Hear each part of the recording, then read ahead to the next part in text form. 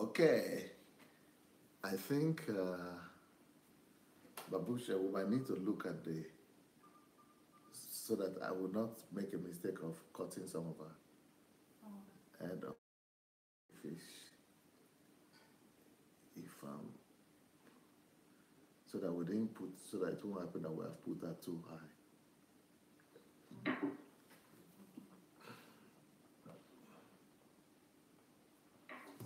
No, I think we put her too high, no? Yeah. We put her a little bit too high. Please, help me put that. I think we will need to, it's now our fault. We have to apologize. No, I think she's still freaking out when she relaxed. Yeah, sometimes I'm forward and sometimes I'm backward. Yeah, when you are backward, it's okay. But when you are forward, it's like we want to bring your computer backward. But it's okay now. It's okay now, okay. Yeah, it's okay now. Okay. Wow. Okay, I think, let me just use the opportunity to greet some of our people here. Okay, we have Favor Olabode here. Welcome, Favor. Then, hey, Favor, you are calling me DNA. DNA in a blood, though, where they run for your body.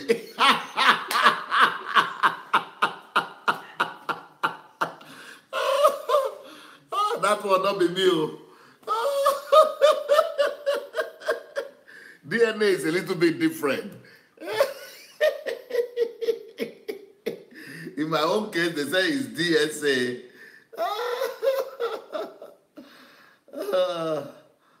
So DSA will be fine.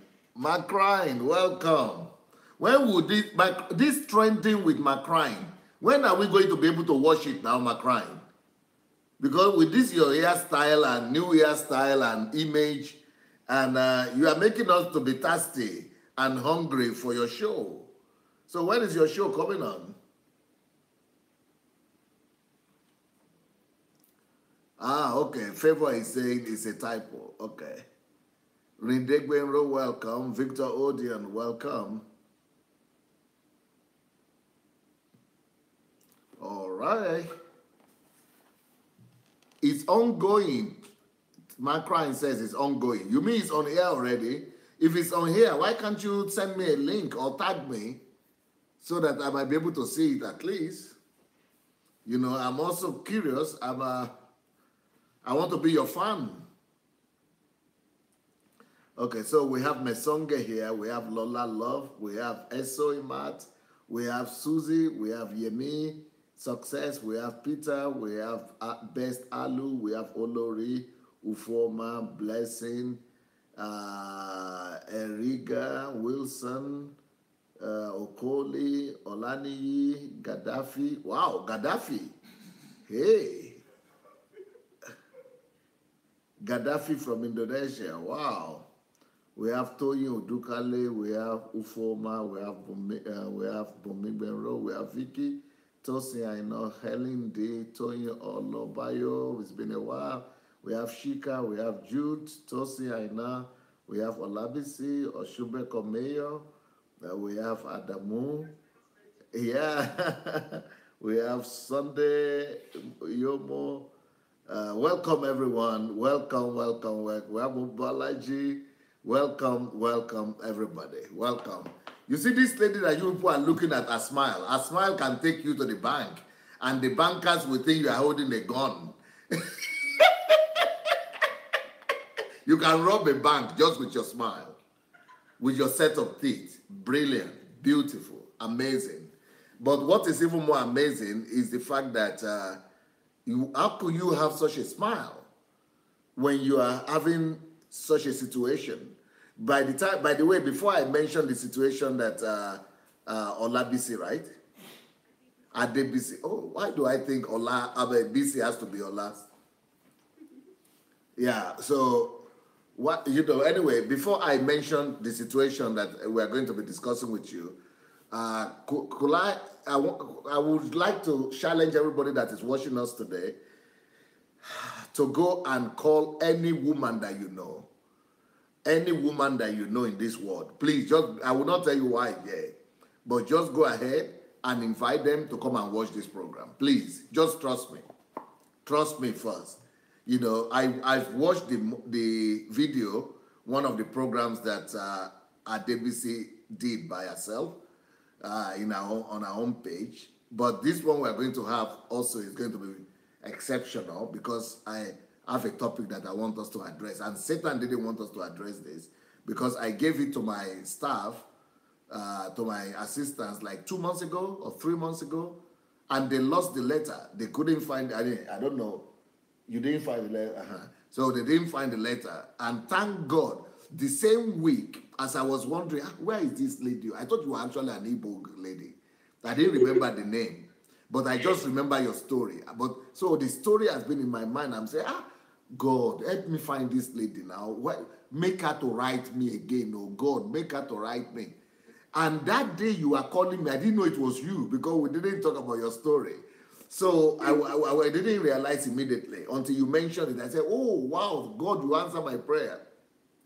I was actually praying that because some people might be, and I was thinking you are in that category, some people might be so cultured that they would not like to send me a repeated mail thinking that they didn't want to, maybe I don't want to do it, and because of that, they didn't want to put pressure on me and things like that. That's what happened. Yeah, that's what happened. That's what happened, you see? So, and I was saying, God, she might be thinking like that, and please talk to her and let her realize that, it's a mix-up here. I need her help. I need to discover her. And I know that once I discover her again, this time, I'm not going to let her go again because I have hundreds, maybe 500 messages a day. So your own was one of those that I liked. I forwarded it to my people. I got your mail. I forwarded it as well. But without the name, I couldn't just get it. So when you wrote, I just knew that God is behind this. So anybody that is watching this, please go and invite your friends and family on Facebook, on YouTube. I just want to say, I've only spoken to you about once or twice, maybe once. Yes. But I would like to say and confess right now that you and your husband are my silent heroes. But I didn't even know that I heard your voice on phone when you call her. Your voice is impossible not to fall in love with your voice. But then with your smile, it's amazing. Now she's hiding her teeth because I'm talking about her teeth.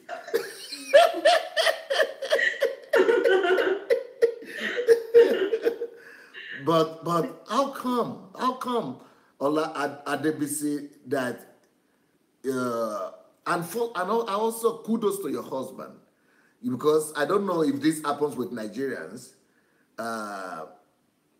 I don't know if this happens with Nigerians, but here I pastor white people here, and with the white people that I pastor here, and I think it is human. I think it's something human. When these kind of things happens in a family, I'm ashamed of saying what I'm about to say right now. Really ashamed of saying it. But I have to say it because it's just life, okay? But I'm not happy about it. I don't feel like saying it. I'm ashamed. I'm feeling like very sad that I'm a man, that I'm about to say what I'm about to say right now. But that's just how life is. When things like this happen in families, men just kind of disappear. It happens. I don't know, maybe it happens with black people too, but it happens with the white people that I pastor here. They just get overwhelmed and they just run away. Either they go and find a woman beside or another white family or something. But it shouldn't be happening with Christians. It shouldn't be happening with Christians. I hope it doesn't happen with Christians. But still, I want to give kudos to your husband and to the infatigable spirit that you people have, and that undefeated spirit. And you laughing like this, you be so full of life, and I watch your program. Sometimes I want to cry, sometimes I was just amazed. I was just dazed. And I was learning a lot. You are just precious. You are just a jewel. Of course, there's no man that can leave this kind of a woman, for sure. But still, the challenge is real. But for you to just to still keep yourself so alive, so positive, so vibrant, and then reaching out and enriching your world and doing as much as you are doing, respect, respect, respect, good respect. Thank you. So we're going to talk a lot today about different things, but let me start out by saying the reason why I said all the people that are watching us should go and invite every woman that you know. I want every woman to be inspired today. I want every lady to be inspired today. Every family person, every person that is married, man or woman, but especially ladies. I feel like the ladies will get something special from this program today. I just feel like every woman, especially if she's married, every mother needs to listen to this one. Now, Adebisi and Major, right? Major is the name of is it Mayo? Oh. His name is Mayo, so we call him Mayo. Mayo. Mayowa. Mayowa. All right. You know, I have one Mayowa in my own place here. You know, I have one Mayowa in my place here in my office. Yes. Okay, good. So somebody is writing about you. Yes, she's a good, charming, especially with her smile. She could confuse somebody. She could make somebody to have a shock with her smile. You could bring somebody to a state of shock. You know, be mesmerized. That's what he's trying to say. With your smile. Well, that's a man writing that. I guess men are seeing something in your smile. Ladies are not writing the same thing yet. I wonder why, but the men are noticing, you see. Matt is saying that he has called his own wife to come and join the program very fast. And all the ladies are saying, we are ready to be inspired. We can't wait to hear her. Okay? And then we have Williams, also a man, saying, what a pretty, natural lady. Wow. Now I know black is really beautiful. Not be me saying that, though. It's Williams. It's not me saying this, it's Williams talking.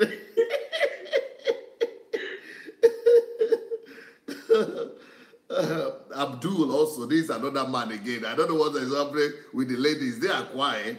But Abdul said, yes, very, very beautiful lady. You are in trouble.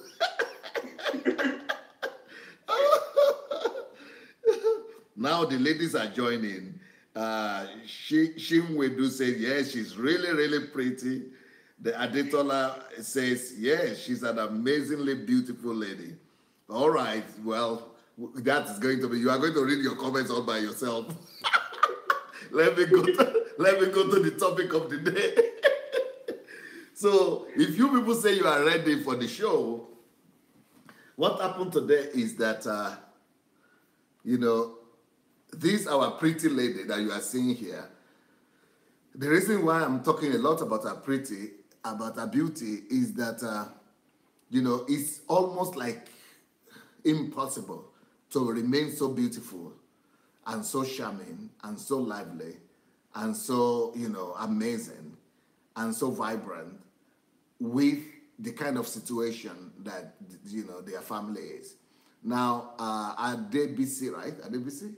Yeah. Yes. Adebisi has 2 children, 10 and 9. No? Yes, 11. 11 and 9. Yeah, 11 and 9. Girl and boy. Yes. Wonderful kids. And there is a foundation or ministry or NGO on their name or something like that, or an outreach, yeah? Yes. Yeah, okay. So, and, okay, another person is writing. My wife is right beside me now for the first time to watch DSA program just because I said go and call every lady. Yes, I'm very serious about this. Go and call every woman, even if they don't like to hear DSA. And yeah, even if they don't like to hear me, they don't need to hear me today. There is a better person they can listen to today. And, you know, the story that we are going to talk about today, everybody's going to get inspired. So go find your wives, your partners, any woman that is married. go find them. Because, this is a story of heroism, this is a story of beauty, it's a story of charm, it's a story of love, it's a story of perseverance. It's a story that is not always celebrated in the African community or in the African world. It's a story that is not always acknowledged in our African background, especially in Nigeria. It's a story that is sometimes even is tabooed or what they call stigmatized. It's a story that is normally stigmatized in our African context, but even in the Christian context, and in the Christian context too, the Christians also don't always appreciate the beauty of this story. I mean, this is a glamorous story. It's a beautiful story. It's an exceptional story. And I'm glad that I'm able to get to know Adebisi. It's just my privilege. I'm going to invite her to come back here as many at times as she would like to. And I would like to use her as a springboard to all people out there who might be going through some unique situation and circumstances, so that we will use Adebisi as a point of contact for everybody that might be having some unique circumstances and have been intimidated or broken down or beaten down or are hiding their faces or are not, So I want to use this story to reach out to every other person there that might be having one situation or the other, so that they will all be able to come out. I want to invite all of you to come to this platform, come to this show, and come and join us, come and join with us, and come and share your story, come and share your unique story. And Adebisi will later on invite you to join our platform. I hope she will do that, and she will tell you what she's doing, and she will invite you, so that you could strengthen one another, you could go through some things together, learn from our experiences, and and we'll be able to start a world movement, a movement that will glorify heaven. I don't know, I think I'm an African myself, but I don't have that kind of, for some reason, maybe because I didn't live in Africa for too long, but I've been living here. But these are the kind of stories that I gratify towards. And I think this is much more a stronger story than my story or than any other story out there. This is how much I appreciate this. And let me tell you the story, because I've been preparing the grand sense. So the story is this, that Mayowa and Adebisi, that's the husband, Mayowa. I don't know. Mayowa, I'm somehow, I'm not calling Mayowa, I'm going to call him Mayo. Mayo? I'm going to call him Mayo. Yeah. Because Mayowa in my mind is a lady, I have a lady here in my team who is Mayowa. So Mayowa has registered in my mind as a woman. So Mayo, that's the husband of Adebisi. The two of them have 2 kids, like I said, and that's 11 and 9. Girl Joy and Joseph, Joy and Joe. So they have Joy and Joe, Joy and Joseph, and 2 wonderful kids. But and I hope that Ufoma is online. Ufoma is another courageous lady that has a similar situation, that she's really been doing very well, and I would like you to get to meet each other. Anyway, so this couple have these wonderful kids, and the 2 children that they have are all special children with special conditions, or what people could call disabled children. 2 of their children, and those are all the children they have, and the 2 of them are special needs kids. And that's why I'm saying, look at this beautiful lady. No sign of stress on her. No sign of stress on her. No, and she has not behaved she's not behaving like a typical Nigerian Christian. And the position of typical Nigerian Christian is that she's already run down with sorrow, looking for deliverance, looking for GOs, and looking for deliverance services, traveling from one place to the other, trying to get deliverance. And she's lost her beauty. She has lost her makeup. She doesn't have that beautiful earring that we are seeing right here. She doesn't have that red lipstick. She doesn't have, because she's been overwhelmed. Yeah, she's been overwhelmed with the trouble. So nobody can tell your story better than you can, Adebisi. You have the stage to speak to the whole world right now. I am eager to hear more. And I'm sure everybody here today are eager to learn. Take up the stage. You are the hero. We are just here to cheer you on. Come on, my sister. Wow, thank you so much, DSA. Wow, you have a fantastic sense of humor. So I'm just been smiling, smiling here away. Thank you so much for the wonderful introduction. So yes, I have two lovely children that I love very much, and they both have special needs. So and they're both disabled. So Joy is my first, and Joy is 11 years old approximately, and Joseph is 9 years old. So long story. I guess the viewers would like to know how that happened, how I became a mom to two lovely children with special needs. I guess anybody, any woman or anybody, man or woman who want to have children, nobody really, I don't think anybody at the beginning would ever really think, oh, it could happen to me or something. Everyone just sets out to, we want to have children. Especially when you love children and all that. I've always loved children, my background. I used to enjoy babysitting my auntie's children. I mean, that's something we do a lot in Nigeria, where you sort of assist your older sisters or your aunties, babysitting, So I've always loved children. So after I got married, I'm sure that a lot of you know that there's always this pressure and you talked about that in your video anyway, this pressure that comes in young couples after they get married, which isn't right anyway, to want to have children straight away. And just like I said, I'm sure that's something you said in your video. We basically conceived my daughter. Not everybody watched my video, especially those ones, so don't worry about it. All right, okay, so do you want me to talk about that video then? Yeah, go ahead.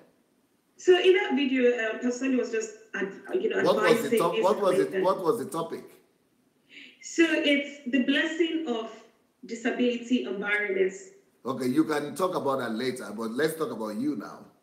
Okay, so I conceived my daughter, a year after I got married, and we're really, really excited. Because we know that, our family, my parents, everyone is like really expectant. Just like I said, there is always this pressure, when you get married, oh, let's have children and things like that. We're really, really excited. Both of us, as my husband and I, we had no inkling, there was no indication at all that our daughter is our first, is going to be born with special needs, and actually very, very complex special needs. I mean, I really thank you, DSA, for the introduction. I mean, the reason why I was obviously smiling away and all that is because you had a sense of humor. And that's sort of like, and I also have a sense of humor as well. So I was just like laughing and smiling away, sort of. So yes, I mean, I really bless God that hopefully by the grace of God, I don't look what we've been through, because definitely we've been through so much. We had no idea all through 9 months, and all through the 9 months that I was pregnant, we had no idea that Joy was going to be born with special needs. But a month before I gave birth to Joy, I lost my mom. And my mom just suddenly passed away. And the plan initially was my mom to come over from Nigeria to the UK to come and sort of babysit, so that, because I had just finished my master's. So the plan was that I would just go straight away into, working. So and she was, bring their parents. Your mom was not too old, huh? No, my mom was not too old. My mom was just barely 50 anyway. So, oh, my. Yeah, she was barely 50 years. So, that's like my age right now. Yes. And I think as well, she was very young when she had me anyway. So she was really young, full of life. Nobody expected that she was going to die. She just died. And I was 8 months pregnant. So at that particular time, the shock was too much for me because I was very heavily pregnant. There was no way I was going to be allowed to fly anyway, because I was in the United Kingdom to study. So I couldn't travel to Nigeria to sort of like go to pay her my last respect. So the only thing my mom saw was just Skype of me being pregnant or pictures. She never really got to meet that baby that she's really been expecting and really very excited about. And I can remember that during that period of time. Was it an accident or a sudden death for her? It was a sudden death because it was more like typhoid, but then you always think it was treatable, Typhoid, that's like fever, right? Exactly, yes. As simple as fever. Very simple, yes. So people are still dying in Africa from fever. Yes, exactly. And it was just so sudden. So nobody expected that it was going to lead to her death. So during that period of time when we were mourning, I was told obviously that because I was too heavy, I couldn't fly. My husband and I decided that we were going to name our unborn child Joy. So even before she was born, she was already loved. We already named her Joy. So, and it was mainly the inspiration for her name came from the Bible, where, it says, even though sorrow may last for a night, joy comes in the morning. And even though there was a lot of sorrow at that time, we were anticipating that, in 4 weeks' time when this baby arrives, hopefully she'll be like some sort of consolation. And so on the day my daughter was born, that was the day we found out that she had a disability. We had no idea. So we're fully human, we were crying, we were on the floor. My husband was like, for me, it was as if I was in a trance. Like, how can this happen? Are you, is it allowed for you to tell us the particular disability? Yes, so Joy has Down syndrome. Down syndrome. So basically, Down syndrome is a chromosomal disability that's more to do with her chromosomes. So everybody has a certain number and she just has a bit more chromosomes. So it's more to do with her genetic makeup. So it's a random disability. I always say that it's like winning the lottery. So it's not like other disabilities are caused by not using folic acid. It's not like spinal bifida that is caused by maybe not using your tablet, your folic acid or something. I mean, so this is completely random. But in actual fact, when I was going to have my daughter, because I was around about 26, I was aware of Down syndrome because I did a bit of genetics in school during my first degree. And there is this saying that, and I know it's a bit outdated, that children with Down syndrome, you cannot, if you're under 30, you can't have a child with Down syndrome. Wow. Yeah, so I'm obviously like an exception to the rule. And in actual fact, things are changing right now. There are women who are, and even younger than I was, who have a child with Down syndrome. So it is very so Down syndrome is the commonest chromosomal disability. So Down syndrome is really, really common because obviously there are lots of different types of chromosomal disabilities, but Down syndrome just happened to be the commonest. And so it was just that day we knew that they had to do a blood test to find out that she had Down syndrome. Before we knew she had Down syndrome, we were already trying to breastfeed her. We were already happy. We had no idea. Joy looked perfect to me, but unknown to me, she was already suffering breathing problems. So that's the thing. A disability like Down syndrome can be a spectrum. So you have some children with Down syndrome that have, like a spectrum, you have them mildly affected or in between. But unknown to us, Joy has, towards the end of the spectrum, has a lot more severe. We had no idea until they took her to the neonatal unit and started passing all sorts of tubes into her body. It was just like a trance. It was like a dream. My husband was praying, speaking in tongues, and it was just like a dream. I think it was when they mentioned that they were going to bring, a particular representative of a charity called Down Syndrome Association UK to come and have a chat with us.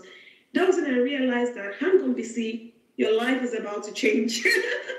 Your life is about to change. And I started screaming. So I mean, I'm looking back now and I'm laughing, and that's because I have obviously been through a lot of transformation. I'm looking at you now. I just feel like coming right into the video, to your room and just give you a good hug. And I'm sure Jesus is doing that right now. Thank you.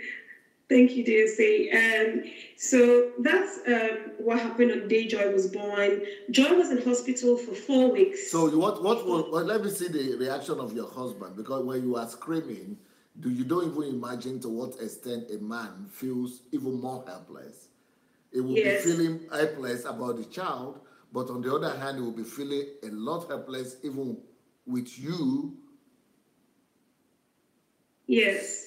So like overwhelmed. Yes. My husband was speaking in tongues, and he was praying, and he was crying, he was on the floor. I think for me, it was even that day I realized that I haven't even gotten over my mom. So I was just so weak. That was a month before then your mom passed? That was just a month before. So I was just so weak, and I was just so weak. But I think, looking back now, the 4 weeks that Joy was in hospital, that 4 weeks gave us the chance to sort of like get to grips really with everything that's going on. Because for anybody at all who has a child in the United Kingdom, you know that even when your child is neurotypical, even when your child doesn't have special needs, you get a lot of information thrown at you. You get to see a dietitian, health visitor, all those sort of things. But when your child now has special needs, all sorts of medical practitioners want to talk to you.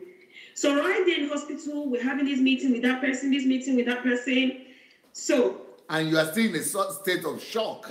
It's the shock. I honestly don't know how people will react to shock, but it can range from being numb. You feel a bit numb. Okay. And I think what makes it especially you Christians, we tend to deny and go into a state of denial that, oh no, it's not my case, or it's not for me, it's not, God will do it, or God will still do something, miracle will come, or I don't know, Exactly, Pastor. That was the reason why when I was about to start, I was wondering, how do I start the story? Should I start the story with what my mindset was before I had my daughter or my son, or basically from the day she was born?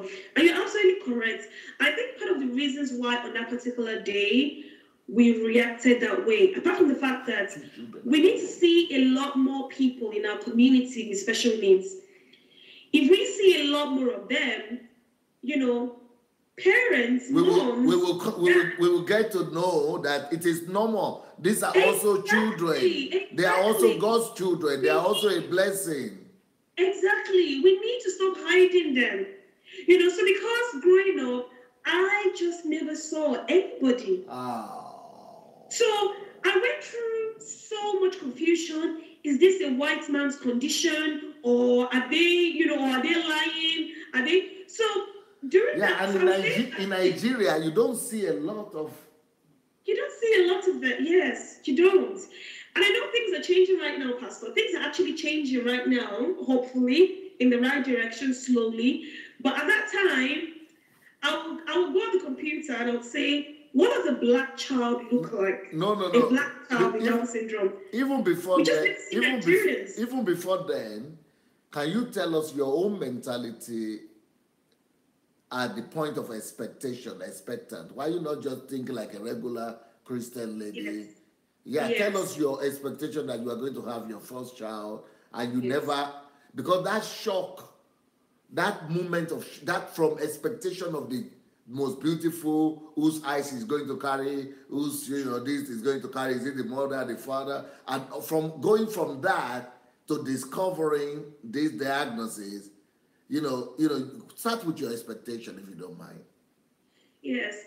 So I think that's why at the beginning I said nobody really goes into a pregnancy with this sort of inclination that they might have a child with special needs. And I think this is the reason why we probably need to raise a lot more awareness that it can happen to anybody. It's no respecter of how good you are, how holy you are. But some people could say it could be because you had it in your gene. Maybe you had your mother or your father or your uncle or your sister or somebody in your family with it. That's a misconception. And in actual fact, I think it's the more reason why I think that's the more reason why I have the burden in my heart that we have to raise more awareness, because there's so many misconceptions about special needs and disabilities and things like that. So the condition that both my daughter and my son that they have, it's in medical terms it's called no. We are going to go back to your expectation in the beginning. Okay, so my expectation was that I was going to have a perfect child. I mean, it's mainly from the fact that just like I said, we very rarely see people with disabilities. In actual fact, growing up, the only people I saw who had special needs were, the malams who are begging, and you have this image of disability as something very, something very terrible and things. That's why I said we need to see a lot more people, a lot more children, adults, and just with special needs around. So so that it won't feel awkward. Because that was the reason why on that particular day, and I look back now, I wish we didn't mourn, because we didn't mourn where we mourn. Because if we knew what we know now, we certainly shouldn't have been crying and wailing and everything like we did. Wait. Adebisi, you are so precious. Thank you for making that statement. So we shouldn't be mourning our child. You mean even a disabled child is our blessing? Yes. Even a disabled child is our blessing. Yes. We shouldn't.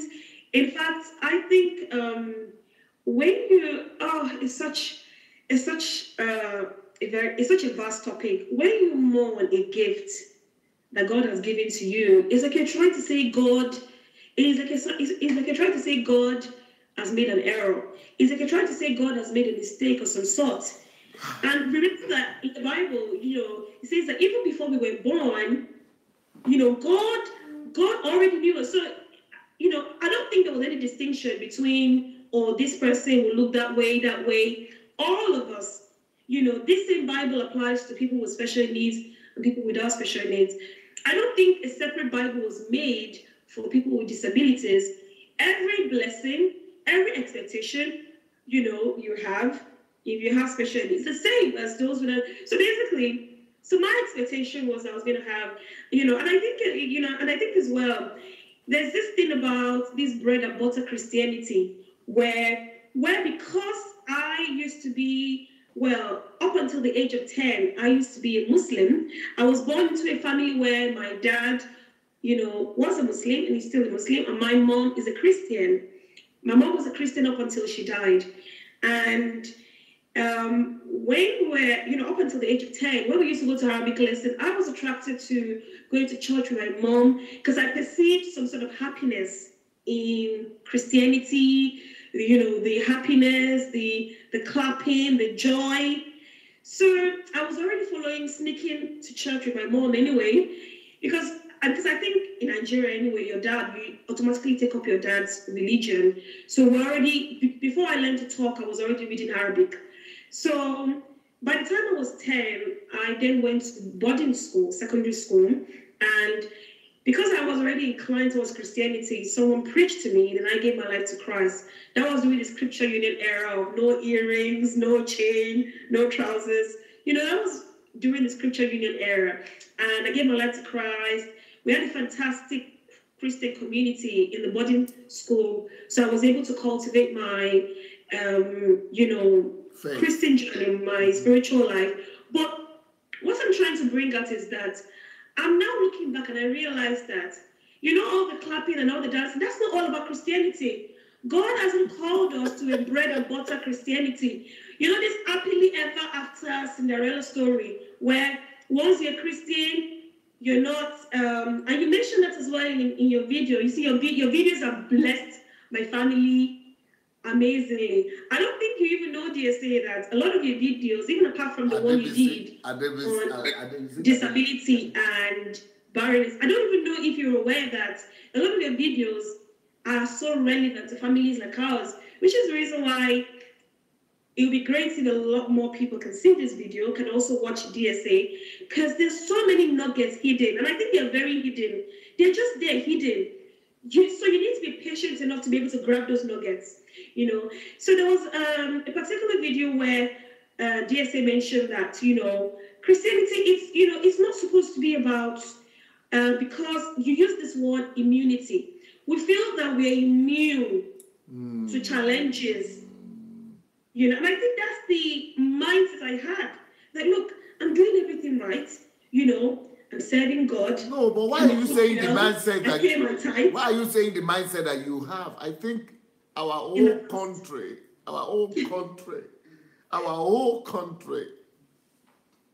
Adebisi, I'm just so envying you now because I'm hearing you and I'm thinking how Jesus is so proud of this girl. How Jesus is so proud of you. How my Father in heaven is so proud of you. Our Heavenly Father is just so proud of you. You are so, what do you call it? Is it sane, I would say? She's so sane. You are a clear thinker. Is that the word? You are so sane. You are a clear thinker. So bread and butter Christianity, you are having, just like any normal Nigerian Christian, that I'm paying your, what do we say? I'm paying my, go ahead and... Even as a youngster, we were already, into paying tithes. I was already paying my tithes, even as a youngster, from my pocket money. So, I'm not saying those things should automatically qualify us for a life of no challenge, but that was the idea I had, that, as Christians, we are completely immune from every other thing that the world, it's like this separation between ourselves and the world. We just have this idea that, challenges, and especially when it's long term and all these sort of things, only happen to bad people or people in the world or unbelievers or something. And that is something we need. And I think that is obviously something that gives us this idea of a disability, especially when it's long term. But not just long time. As I have one of my assistants here, Anu Ojo is his name. In their family, they lost 2 siblings. There are 3 boys. Then they lost 2 of those boys. And we were discussing, we have a program, and I think we're going to, please send me those 2 programs we had, or 3, to my Skype. Then I will send them to her. Because those 3 programs that we had, we were discussing, because he was even discussing it that why, not 1, but 2. Lost 2 kids, and I was trying to also express my view. But in your own case, I have only 2 children. And, a typical Nigerian Christianity mindset will say, okay, why? Why just not just 1? Okay, we agree, okay, 1 has happened, it has happened. Why the second one? All of them, why? I am unfortunate. We are caused. So I want you to really go ahead and keep on talking. I don't want you to break your speech, because the way you are going, I like it, that you also talk like that. So you are bringing all my people who are watching right now, who are still in that place, that this thing will never happen to them. So you too thought this will never happen to you because you are all right. You are a Christian, you left Islam, you became not just an wishy-washy Christian, SU, serious, going to different churches, go ahead. Yes, so I think all this, all the expectation of a challenge-free life, I think that was the major reason why on that particular day, we were really mourning and we were really sad. My husband and I were just, so obviously. And your husband came from deeper life, right? Yes. So only life, only Christians. Yes. So, and I think, and it's actually funny that I look back. It's now that we joke about it. And I told my husband that, my husband, when he encourages people, it has the gift of vision. It can envision things, and I was like, but God didn't tell you this. How come you didn't know? And how come we're not able to pray this away? But anyway, the first 2 years of Joy's life, we were completely trying to scabash the disabilities away, praying it away, fasting, and because we had a mindset that for us to be happy in life, we shouldn't have any challenges. And I think as well because Joy's disability is the more severe form of Down syndrome. She had breathing problems. Joy was born with a hole in her heart. It's called an ASD, an atrial septal defect. Joy had surgery, and we had to go through everything. In fact, if there is any aspect of the human body that you can think about, Joy has an impairment in almost every part of her human body. Her vision, she's got squints and nystagmus, and she wears glasses. Hearing, she's got hearing impairments. But they normally tell the parents of such a severely sick syndrome that they would not live till 15. Or that you shouldn't expect them or the child to live till 20. Didn't they tell you that in England? They tell them here like that. I think, Pastor, the syndromes, there are so many syndromes. Okay. So many syndromes. Okay. But Down syndrome in particular, because of advancements in medical science, the life expectancy of, for individuals with Down syndrome is actually a lot better than, it's actually a lot better. So if you think about it, around about 55 approximately, life expectancy for individuals with Down syndrome. My mother, and that's what I used to say, my mother wasn't born with a disability, but she died of typhoid. So having a disability anyway, it's not, so not having a disability anyway is not a guarantee that one is going to live up to a certain life expectancy or age or something, so basically... Adebisi, you have come to know a different God in the process. Because listening to you, you are head and shoulder better than 99% of Christians that I meet from Nigeria and from Africa. Is it this what we call tragedy that you now call joy and blessing? Is that what God has used to really bring you closer and to reveal God to you in a different way that makes you to be so... You seem to have something that most of our Christians don't have. It's impossible not to see God in you. It's impossible not to love you. It's impossible not to admire you. It's impossible not to see the glory of God over you. Thank you. Is that a blessing in disguise or what? It is a blessing. It is a blessing. I actually once did a video on the blessings of, like advantages. And I know that title might sound, to some people, the advantages of having a child with special needs. And I mentioned strength as part of it, strength as part of it. And in actual fact, by the time Joy's brother was born, 2 years after Joy was born, now Joseph, unlike his sister, doesn't have any chromosomal disability. But on the day he was going to be born, well, Joseph was born 2 months premature. Doctors make mistakes, So Joseph just has some sort of accident, some sort of,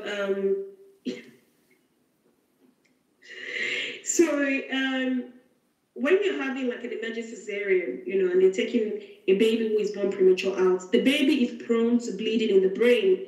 And this is common with babies who are born premature.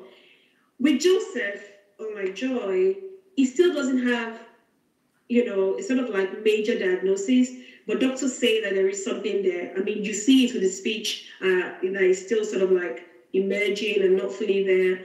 But Joseph walks, like a sister who cannot walk or stand, Joseph walks, and So Joseph is that child that was nearly there, but an accident sort of happened, at birth. And these are things that happen, and you just cannot question God. But I remember that when You are so when we were talking, you are when such we an were inspiration. talking to doctors, when we were talking to the doctors at that point, because Joy was tube fed, and tube feeding is when a child cannot eat via their mouth, and you have to pass food through their nose. So Joy was tube fed for the first few years of her life.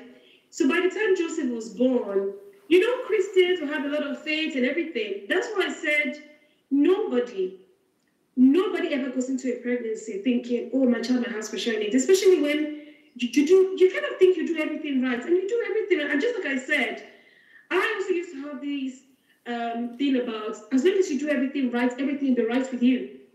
But, especially as Christians, we go to church, we do this, we dance, yes, we pray tight. Yes. And when it comes to morality, you think of the fact that, oh, it's probably only women who drink and smoke and things that this happens to.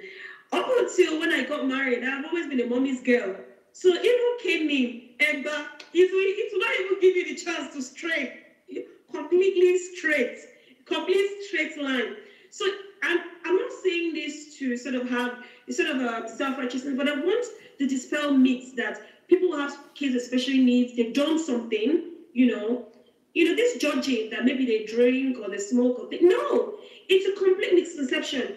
In actual fact, the only condition that is caused by women who drink is a completely different condition. It's called fetal alcohol syndrome, and that condition, it's sort of like they're sort of trying to find a lot more awareness about that condition. It's a completely different condition, and that particular condition is caused. So you are not drinking, not smoking. Your husband never smoked, never drank. So exactly. But you find that there is so much misconception about disabilities. No, you must have done something. If it's not something you've eaten or drank, maybe you're not praying enough. Maybe you've not got faith. All sorts of misconceptions. They're all misconceptions. If anything at all, I had all sorts of Hebrew women stories in my head. There is a particular book, Supernatural Childbirth. I read the book from back to back. Before giving, I can basically recite. Before giving birth. Supernatural Childbirth. Where basically you have your children, no problem. After having your kids, you just go home the next day, no pain. You don't have any pain. You don't have any challenges, nothing. But like I said, by the time Joseph was born, 2 years after Joy was born, we were already like this strength you're talking about.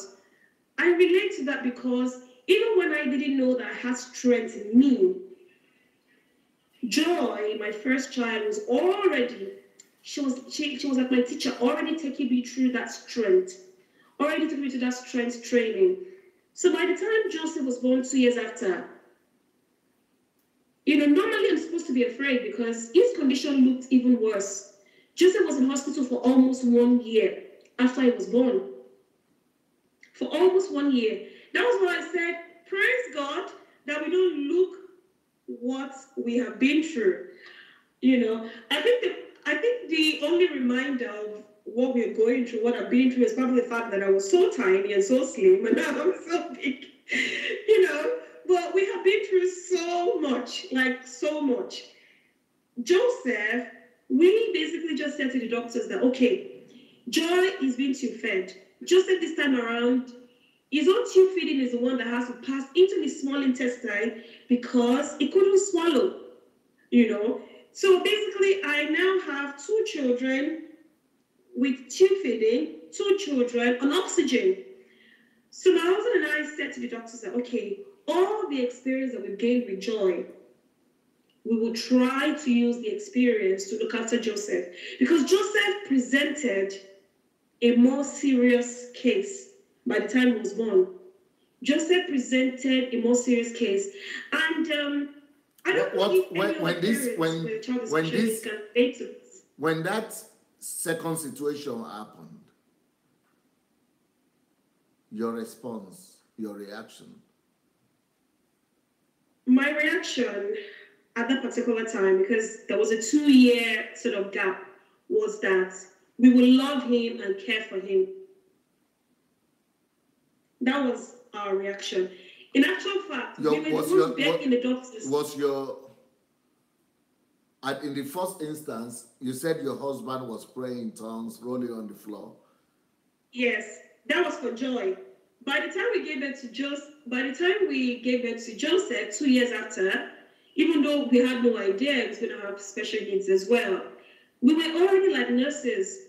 When you have a child with special needs complex in the UK, they take you through a lot of medical training, like we have to know how to pass the feeding tube through her nose. We have to know how to administer some very complex medications.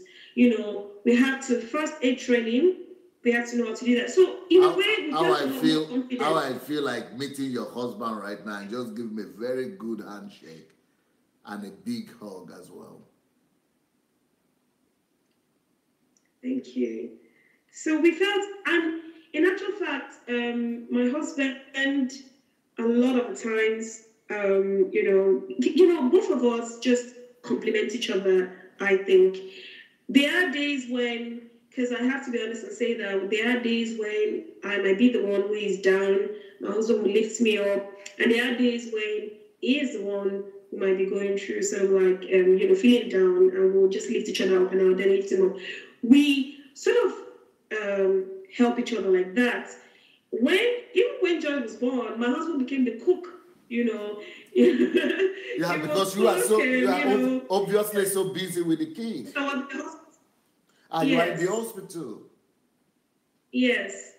So it's sort of thing that like you mentioned, fathers who are run away, I think it would have been a big blow if he did, considering the fact that if he ran away, considering the fact that both of us were immigrants, you don't really have your family, your extended family around like you do if you're back home,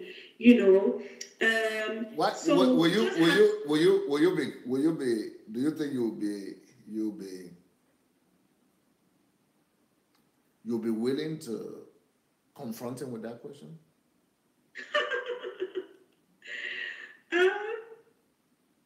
We've actually talked about it.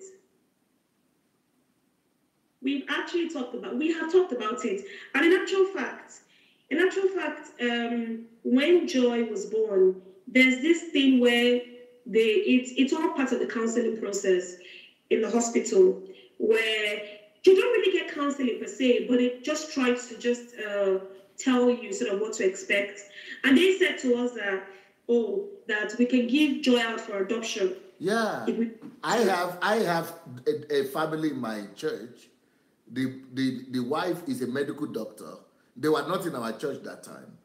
The wife is a medical doctor. The husband is I think PhD something, is in economics or something. And they had a child just like that. But he is Nigerian and the wife is Ukrainian, Russian. They gave out the baby. This was before they got converted, before they came to church. So I said, go and take your baby back. They can't find, somebody else has adopted and they still repenting till today. They are still crying till today. Wow. You see, the thing is, Pastor, I personally would never judge anybody who chooses to give out their child in adoption. Wow. I will never judge, never. Because some of the things that you go through, unthinkable pain, actually, unthinkable. I think it would be better if the child will not thrive, because if the child will not thrive in an environment of acceptance, the child will probably be better off with another family. The only difficult, which is why I felt emotional when you mentioned the adoption, the child. The only difficult thing about the adoption is that a lot of them spend a long time in orphanages without people coming forward. people will come forward to adopt. A lot of them want perfect children. A lot of them want perfect children, you know. We sometimes treat children as if they are groceries, where you just go to the, you know, grocery store and you just want to pick the best. You know, like if you go and buy carrots, you don't necessarily, I mean, you're picking loose carrots. You don't necessarily want to buy the carrots that are deformed, or, you know, you want to buy. We're so obsessed with perfection. We are so obsessed. I think it's a thing of, you know, the society. We are so obsessed with perfection. Adebisi, you have such a mission from God. What do we call this program? I think, what's the title? What did you call this program? Do you remember? I think you said, I have something to give to the world. I smiled. I have a gift. I want to be the change. I'm the change that the world needs, or something. Yes. That is so accurate. That is so accurate. Maybe you need to write a book on that topic. I'm looking at you. That's exactly what I'm thinking. You have so much to give to the world. We also need you so much. All of us need you. We need your wisdom. We need your lessons. We need your experience. We need your perseverance. We need your Christianity. We need your enlightenment. We need your strength. We need your understanding. We need your wisdom. We need your caution. Okay. The whole world does.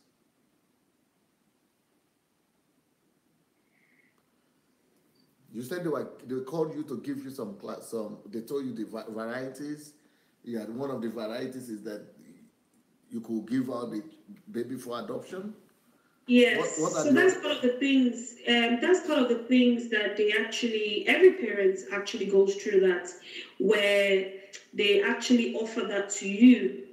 You know, they actually offer that to you, and I can remember my husband being so shocked. He was so shocked, actually. He was very shocked. And he was like, never, never, never, never. And he said, you know, our blood runs through her veins. We will not give her out. And I think some of what has made the situation then really, really difficult was the fact that we couldn't hold Joy. You know, Joy was in that box. You know when children are poorly a bed and they are put in this box, all sorts of wires around them. You can't even hold your child. You can't even touch your child. Breastfeeding was the last thing. There's no way you can do that. So it was even more of the separation that was now an issue, that we really couldn't even hold her to comfort her when she's crying. She was just there in that box.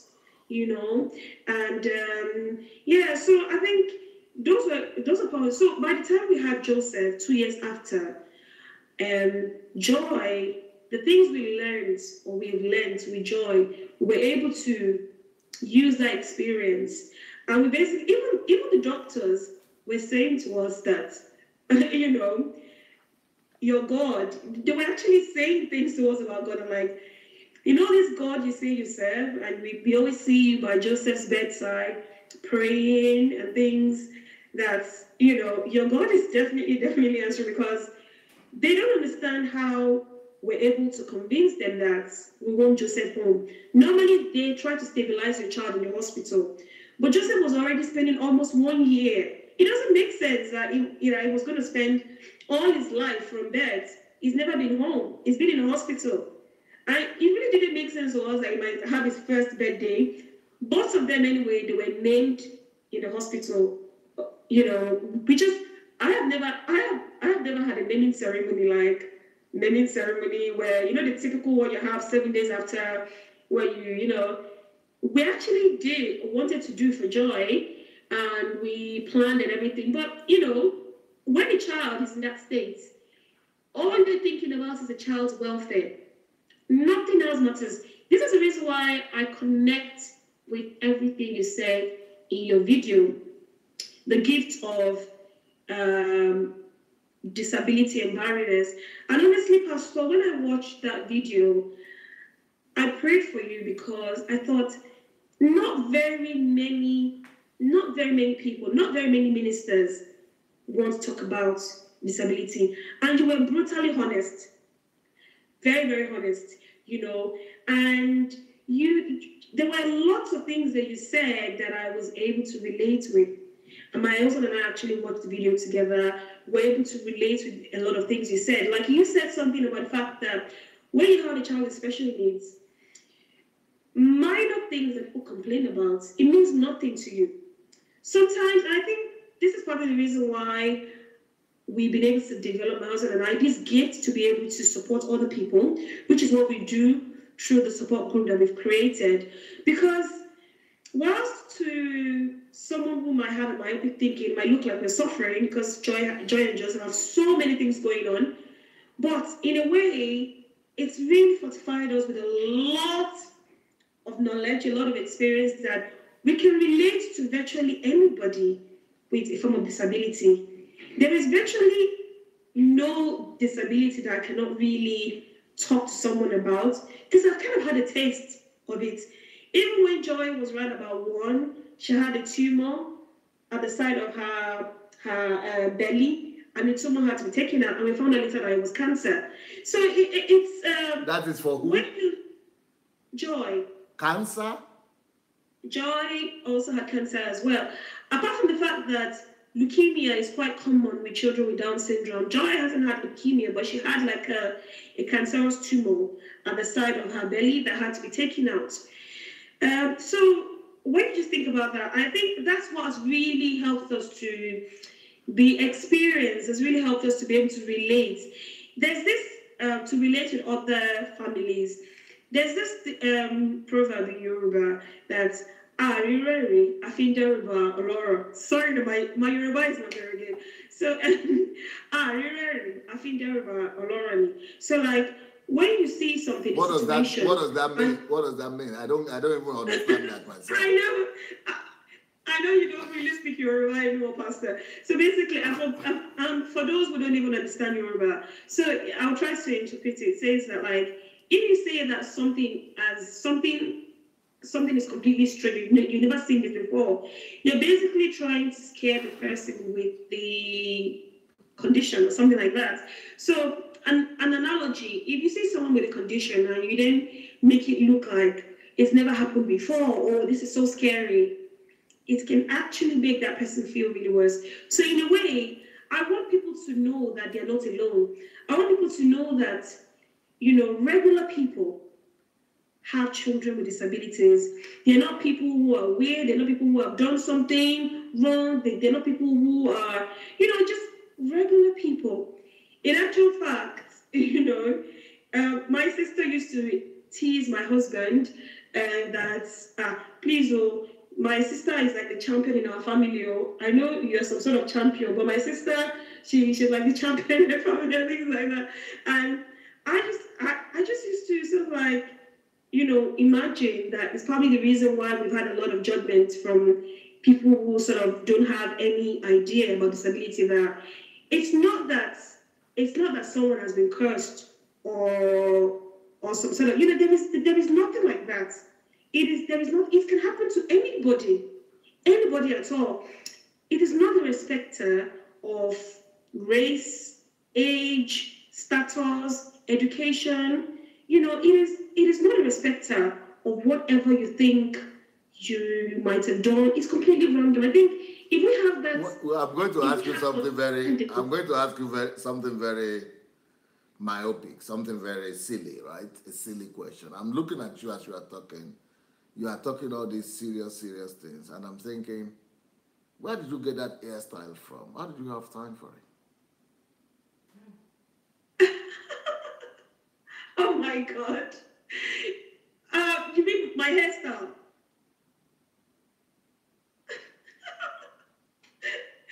I'm sure many women watching will definitely know where I got it from. Okay, Pastor, I'm just going to say something. No, because for you to have this kind of hairstyle and even the cosmetics, First of all, first of all, you need the energy from within. Secondly, you need to mobilize yourself. Okay, Pastor, I'm just going to say this. Thirdly, you need the time. Yes. In actual fact, and I think that's the reason why the group that I started, even though it's only just less than a year ago, we started a group. I want to let parents know that it's not going to be easy, but they have to make an effort to look after themselves, because you cannot pour a cup.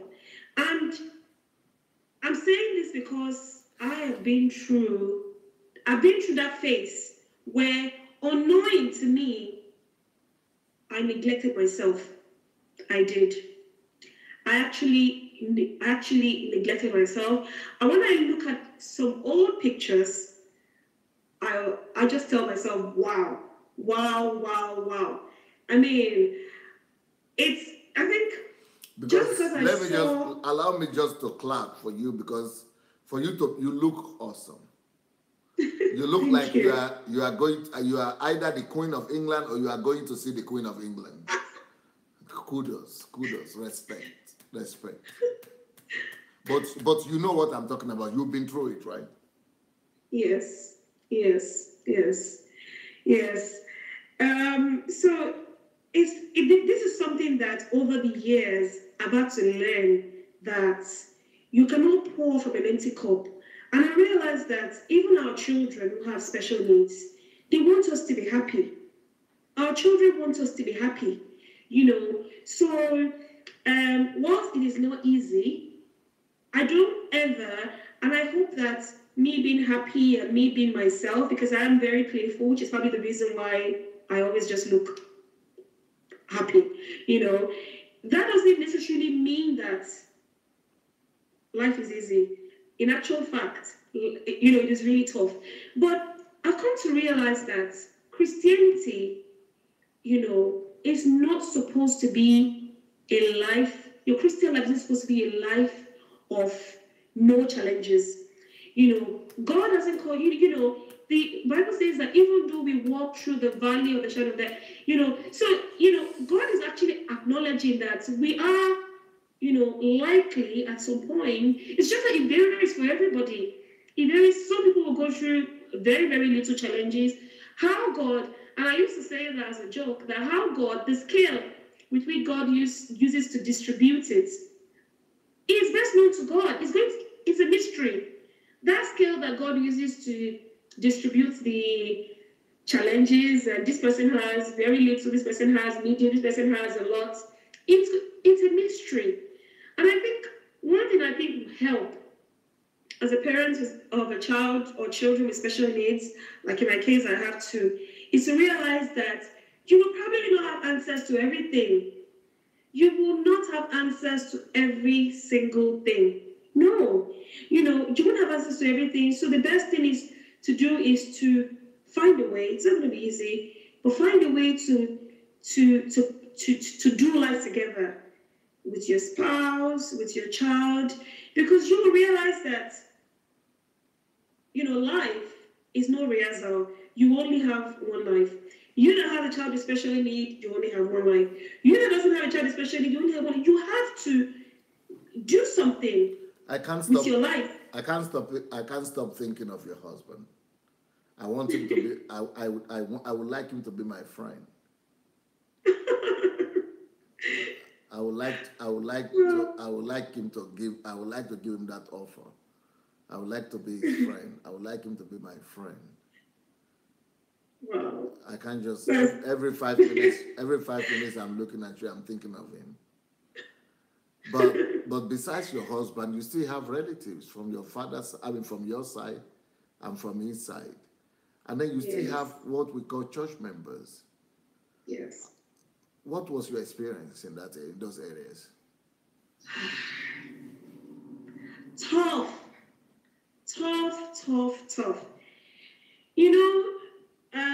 Dealing with a disability in your loved one, in your child, it's not just it's not just for you alone to just accept. You also have to deal with the family as well, and the Christian community or friends.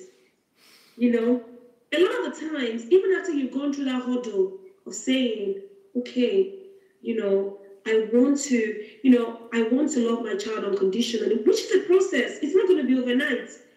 You then have the order of dealing with the extended family, with family, with a lot of the times, what the huge challenges that families like ours face is the reaction of people's reaction.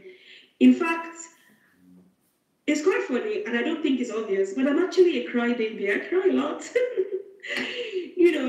and I'll tell you that I have to admit, that thank you for thank you for telling crying. Thank you for telling us that. Thank you for telling us that. And I always say to other parents that it is not a sign of weakness. It is not a sign of weakness at all. But many of the things that have made me cry, many of those things, they've usually been reaction of other people. How they respond to my children. And not just the children. It's usually people's reaction. Have had situations where I'm in church with a little baby, Joy. There's something called mouth breathing for someone who has a breathing problem. She can't breathe through her nose because Joy has a condition called sleep apnea, where she can't breathe through her nose properly and she has to open her mouth to breathe. Her tongue is large. Now that she's older, you can't even see it. It's a miracle. You can't even see that her mouth is to be open all the time. And that actually is a survival instinct. She has to breathe. Now, I'll have people come to me and say, in our local dialect and say, can't you teach your child how to close her mouth? First of all, I know very well that if I force her to close her mouth, if I hold her lips like that, it's going to hurt her. Secondly, I don't even know how to enlighten them. I don't even know how to sort of because there's this thing about, if you can't say something good to someone, don't say anything at all. Or rather, if you can't help someone, or if you can say something positive, don't say anything. I remember saying to my husband, then I said, I need a microphone. I want to go to the church. I want to go to the altar. I'll talk to people about disability so they can understand. But obviously, at that time, I didn't have the courage to do that. So we had to endure all the negativity. There was a lot of, things about curses. This is very common with our people, from where we are. Even when you think you live in diaspora, you think these things don't happen, you think people are a lot more enlightened. In actual fact, a lot of us have brought a lot of things from Nigeria. And we basically are thinking, there must be a witch behind it, or there must be some sort of demon or something, or maybe the child is possessed or some sort of thing, which is the reason why I refuse to be quiet about advocacy and speaking out. Because I realized that we need more voices, we need more people speaking out. Otherwise, many families will be bullied into hiding their children. A lot of people, which is the reason why I will never judge these families, because they are only responding to societal stigma. You understand?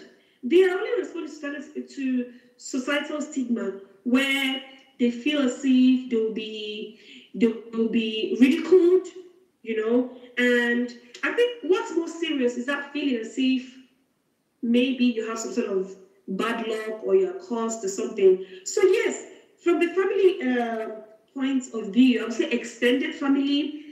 I've had phone calls from families far away saying you need to take your children to TB Joshua, you need to take your children to the healing school. And that was very, very hard. Very, very hard.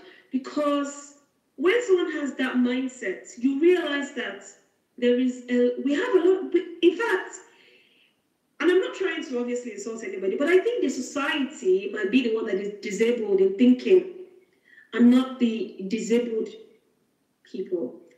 Which is the reason why, even when I share my story, like in the past, there was a day I sort of like wrote about, how Joy was born, and Joseph, it's called my death story. Thousands of the messages in my inbox from Nigerians were, you need to take your children to TB Joshua for deliverance, for this and this and that. And I was thinking to myself, all these people, their thinking is actually disabled. When you think about some sort of impairment where someone doesn't really understand something, so actually you're thinking someone who is disabled needs to go for somebody who has been born. You see, it's different from being sick. And that's the reason why my husband and I were not in denial any longer. Joy and Joseph, they have a disability. Whether you say God forbid or not, they are going to be like that for the rest of their lives. But it does not mean that we've not experienced miracles along the line, and there are many more miracles to come. The child that I spoke about, Joy, who was fed through her nose, she can eat anything today. In fact, she's a complete foodie. She loves food, but which is the reason why I said I can relate to a lot of your videos. The miracles were gradual. They were not overnight.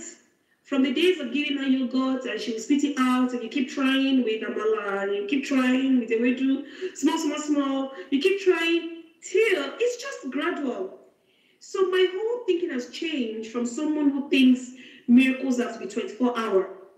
It doesn't mean it doesn't happen, but I'm saying that my thinking has moved on to someone who is prepared to persevere and to be patient.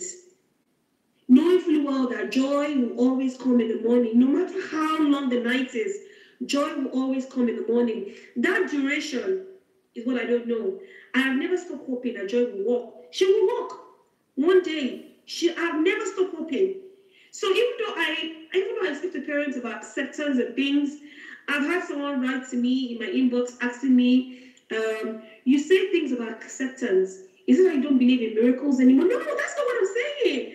These children are actually miracles. Like, they're, even the whole thing about conception and being here, being alive, they are miracles. You're breathing, you're being alive, they are miracles. I mean, these are miracles. We don't have to wait for the big miracle, like a big bang from heaven. Every single, when you have a child with special need, you begin to notice the tiny little details. The day my son started talking, even though his speech is not fully there, but the day he started saying, we were drumming and dancing, the day he started saying, mama, we were dancing, dada, we were dancing. Now, he's trying to put sentences together. He's now trying with sentences, and it is gradual. So, I think we have a long way to go. Our culture, we have a long way. We have a long, even people who you think are a lot more enlightened and things like that, you just find that our culture comes into play, and we just don't understand. And we just think, we think people with special needs cannot have a good life. People with special needs cannot have, in actual fact, the presence of a disability does not mean that their lives will be miserable. And I just mentioned food. That is something that, because we have a sense of humor, you see. We always say, because when Joy was little, she used to go to hospital every day. As soon as we're coming into hospital, the nurses are already ready for us on the intensive care units. They know us, that we are regulars at the hospital. Like, Joy is back here, and then her bed is already there in the hospital. And then my husband and I used to joke and say, Joy loves food. She knows that there is a lot of food on this side of the earth, so she is certainly not going anywhere yet. She is certainly not going anywhere. I mean, that's just our sense of humor. But that's just to say that, people with special needs have things they also enjoy. They have things they love as well.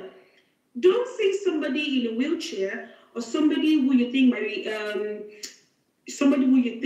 might not look perfect. Don't think their lives are miserable. Their lives are not miserable at all. It's all human perception. We are all made in God's image. It's usually the way we see things. But let's remember that that's not the way God sees it. God sees all of us as bearers of his image. When God said we're all made in his image, I don't think there's another Bible that says, oh, except people who are born with a disability. We are all made in God's image. So people who are born with a disability, they are also made in God's image. They have things that they also enjoy. Just the way you have a favorite food, they have their favorite foods, their favorite music, and all things like that. It's just that because we perceive them as different, they don't respond to things the way we respond to things. Like joy is non-verbal. And I think it's probably going to be one of the challenges that we are sort of working on and we are prepared for is the fact that sometimes when maybe she has a tummy ache, joy cannot tell us.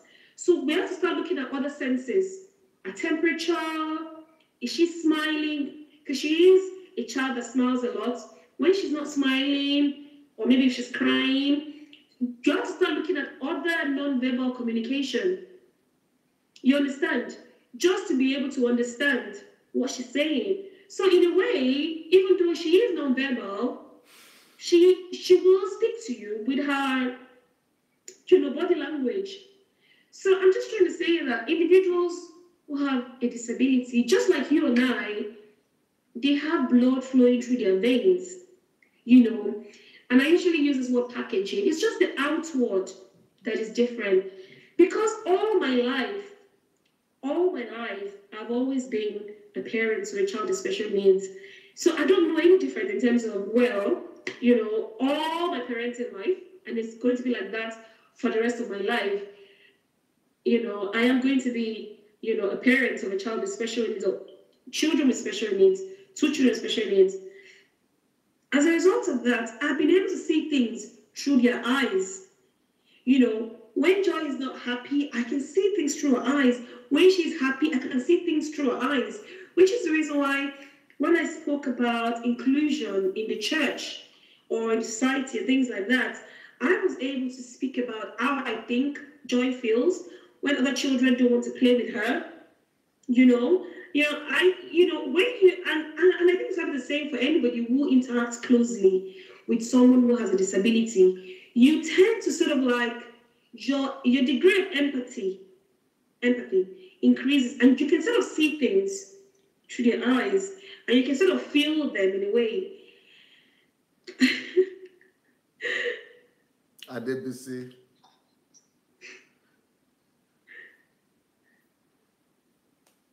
I'm so happy for you. I want to tell you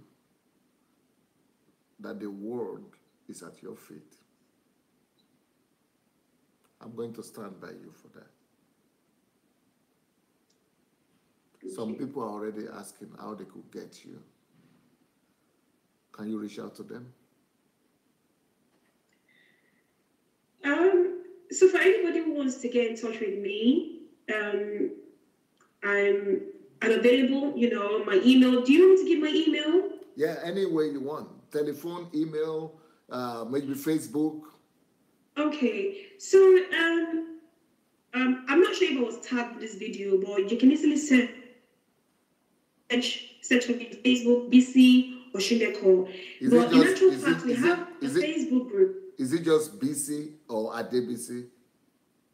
BC. My full name is Adebisi, but on Facebook, I've only just used BC.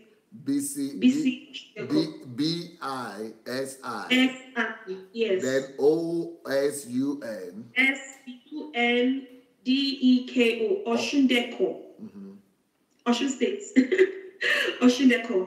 So you can easily search for BC Osundeko, or if you go to the search bar on Facebook, you put Joy and Joe special needs support group. So we've started a special needs support group, and just a few months ago we started that. And the group is to provide emotional support to parents of children with special needs, emotional and entrepreneurial support. And I'll mention the reason why we wanted to create an emotional support for parents is the fact that when a child has a disability, you tend to focus a lot more on the child. But I just mentioned now that if you who is going to be caring for that child for the whole of your life, if you're not in good health, it is going to, in a way, impact on the well-being of that child. So we need to look after ourselves. It's really, really important. So in a way, it might sound selfish that we have a group where parents want to encourage each other, but in actual fact, it's going to benefit our children eventually. Because if you look after yourself, your emotional health, your well-being, your physical health, you can also, it would actually benefit your child as well. So in that group, we're going to be encouraging each other, but we also have something that makes us different to anything at all that you see out there. We also want to encourage parents with special needs. I'm saying we because it's my husband and I, and we also have another mom who has a child with special needs who is a volunteer as well as an admin. But all of us in the group, we all have children with special needs. So at least you know that you are not alone. You are not alone at all. So we also have something as well that also makes us different to other groups. And we are trying to encourage parents who have children with special needs to run businesses. And that is something that is such an amazing thing that has changed my life. Being my own boss means that I can take Joy to hospital when she needs to go to hospital. And I tell you that Joy and Joseph, they go to hospital quite a lot for checkups and all those sort of things. So you need to be able to, in that group, we want to encourage, especially if you already have this idea or if you're even already running a business, just to be able to encourage you to be able to hold on, because it's not going to be easy. But with that group, each of us can hold each other's hand virtually and say that we are there for you. I would like to join that group. I might not have the physical time, but my heart would like to join. You know why? I want to learn from people who are facing greater challenges than myself and receive strength from you.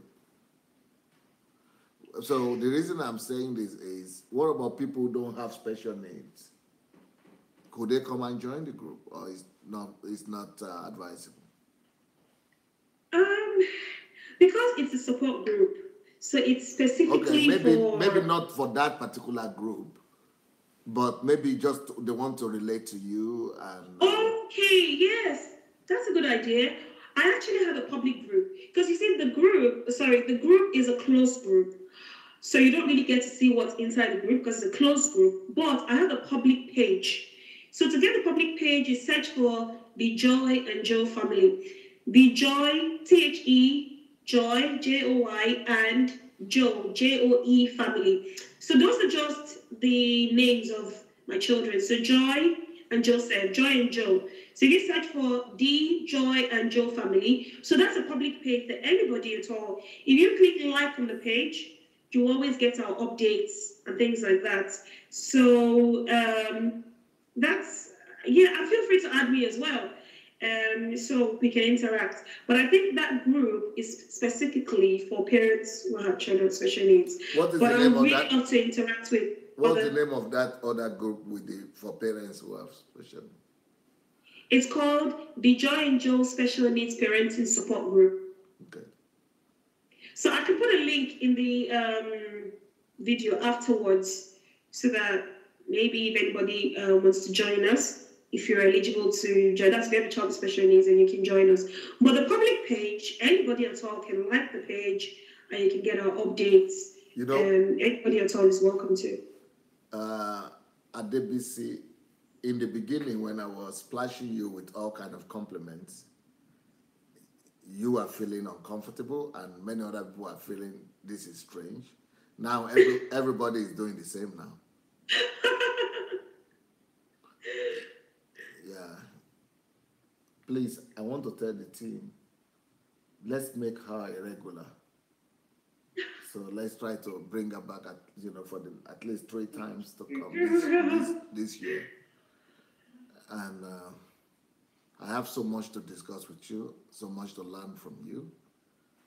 Do you have your regular broadcast? Within the group, yes, but not outside the group. But maybe I should start that. What do you think? Yes, you have a lot to offer the world, and I've just told you that the whole world is at your feet. And I don't like to be so spiritual and be doing that, but I think that is prophetic. I just love you, my dear. Love you so much. Thank you for coming today.